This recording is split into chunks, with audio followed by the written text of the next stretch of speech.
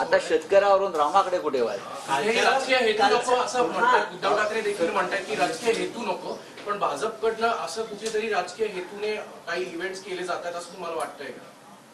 संपूर्ण राम मंदिराचा सोहळा सध्या जो होतोय हा देशवासियांसाठी आनंदाचा क्षण आहे. आम्ही त्याच्यामध्ये स्वतः आमच्या बलिदानाच्या समिधा टाकलेल्या आहेत. भारतीय जनता पक्षवाले खोटारडे असल्यामुळे ते काही बोलतील. हा संपूर्ण सोहळा भारतीय जनता पक्षाचा आहे, झालेला आहे. हा देशाचा सोहळा व्हायला पाहिजे. हा एक सांस्कृतिक सोहळा आहे. धार्मिक म्हणण्यापेक्षा मी म्हणतो राम मंदिराचं उद्घाटन सोहळा हा एक या देशाच्या संस्कृतीचा आणि सांस्कृतिक सोहळा आहे.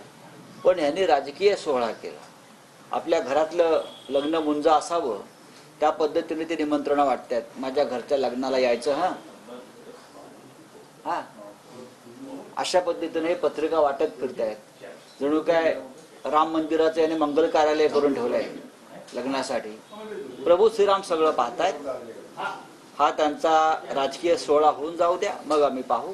आम्हाला या संपूर्ण सोहळ्याला ज्या राम मंदिरासाठी आमच्या असंख्य शिवसैनिकांनी त्याग आणि बलिदान केलेलं आहे देशभरातून हिंदुत्वाचं, त्याला आम्हाला कोणते गालबोट लावायचं नाही.